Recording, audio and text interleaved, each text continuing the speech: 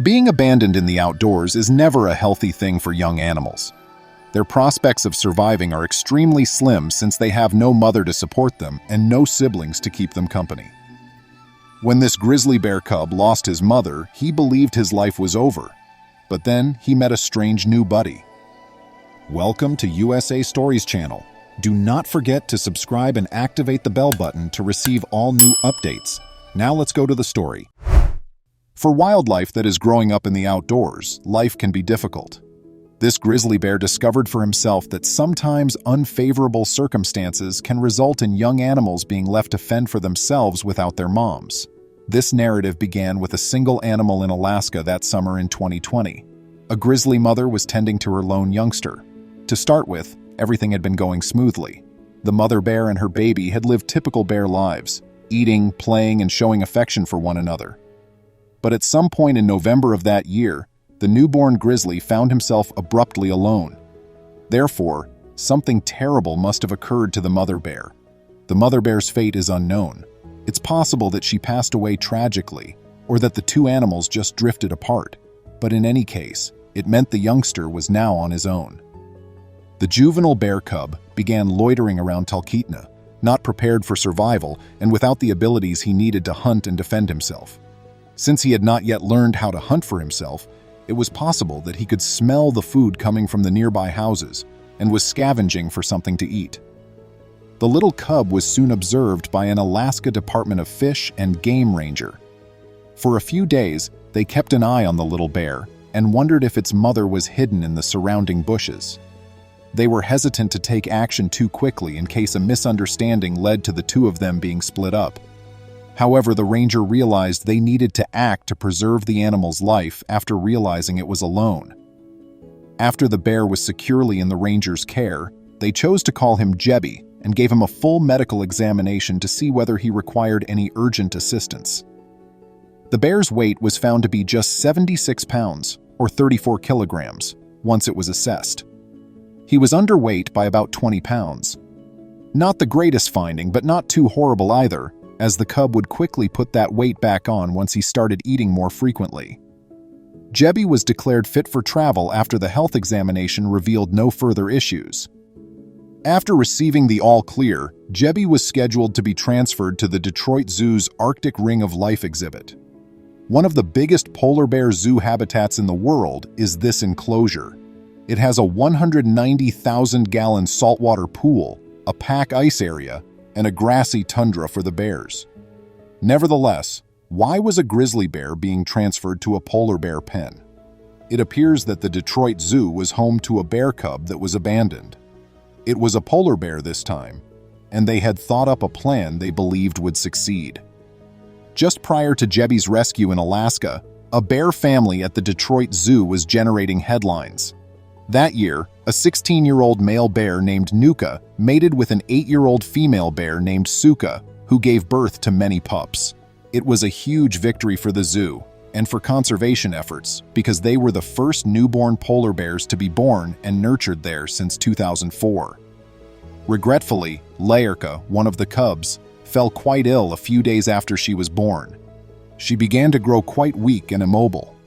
When the zoo workers realized something wasn't right, they had to make a very tough decision. Should they step in to help Laerka recuperate on her own, or should they let nature take its course? The staff's knowledge that the mother might not accept the little cub back if she was taken away presented the only obstacle to interfering. This was due to the fact that the first few days are a very important period for the mother and her kids to bond. If Laerka was removed at this time, she would miss it, pick up human odor, and maybe face rejection from her own mother. The team finally seized the little animal and hurried her to the Ruth Roby Glancy Animal Health Complex for round-the-clock care after concluding that there was no other choice. Fortunately, the bear lived and was recovering fully. The team was thrilled to hear this news and made the unsuccessful attempt to reintroduce Laerka to her mother and brothers. They were right to fear that Suka might stop identifying the infant as her own. According to Detroit Zoological Society, DZS, Chief of Life Sciences Scott Carter, Suka is a great mother and very protective of Laerka's sister Astra, but it's clear that she no longer recognizes Laerka as her cub. There was no way Lerky could go back to her mother and sister. The cub's upbringing until she was old enough to enter an enclosure fell to the staff now. Staff was concerned that Lerky would have to grow up alone, as there were no other polar bear babies to live with her. That is, until they found out about Jebby's situation. The zoo greeted the grizzly cub warmly, as he had nowhere else to go. To test if Jebby and Lerk would get along, they made the decision to house them together. In this manner, the cubs wouldn't have to grow up by themselves. We contacted state organizations who commonly have to find homes for grizzly bear cubs who are orphaned because there are no other polar bear cubs that we can bring here to live with her.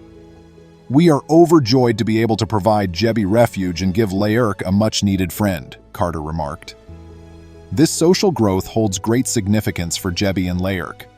The two bears hit it off right away, and the scheme worked out better than anticipated. Like siblings from birth, they were quick friends and enjoyed every moment spent together. The two cubs liked playing with their toys, wrestling with one another, and splashing around in their pools. Jebby transferred to the Arctic Ring of Life polar bear building following a period of quarantine and examination by DZS doctors. There, he and Lerk, the hand-reared polar bear cub at Detroit Zoo, have been progressively getting to know one another. According to a zoo press release, the two juvenile bears now spend their days together, wrestling and playing with toys. The zoo has kindly captured footage of the two bears playing and racing around the grassy tundra, where Jebby typically wins, and swimming in their pools, where Lerk appears to excel, since the bears were first introduced to one another. It is not surprising that there is a noticeable size difference between the two bears in the footage. When they grow up, Lerka will be around 6 to 8 feet long and weigh up to 650 pounds, while Jebby may reach 8 feet in height and 800 pounds in weight. Bear cubs often spend up to 3 years learning how to hunt, eat, swim, and survive with their moms. These two are depending on one another to teach them the essential survival skills they would require in the wild, because they do not have moms to teach them. These two bears would probably not survive in the wild. Thus, it is doubtful that they will ever be returned there. Rather, they will live contentedly next to each other in the zoo and spend their days together there. When they grow up, it's unclear if they will be kept apart because they could both contribute to the preservation of their species. Or who knows, maybe in a few years, we'll see some half-grizzly, half-polar baby bears roaming about. Isn't it just too cute? The two bears are still housed in the Detroit Zoo, so if you're ever in the neighborhood, you can definitely stop by and say hi. I think it's absolutely worth watching, just to observe how these two distinct kinds of bear get together, as if they had been born to the same mother. These two undoubtedly have a lesson for us humans to learn. Have you recently gone to the Detroit Zoo? If yes, did you see Lerky and Jebby? Tell me in the comments section below. Please remember to subscribe to our channel, give us a thumbs up, and turn on the notification bell so you won't miss any of our videos. If you enjoyed the tale, the next video that plays on your screen will probably move you too.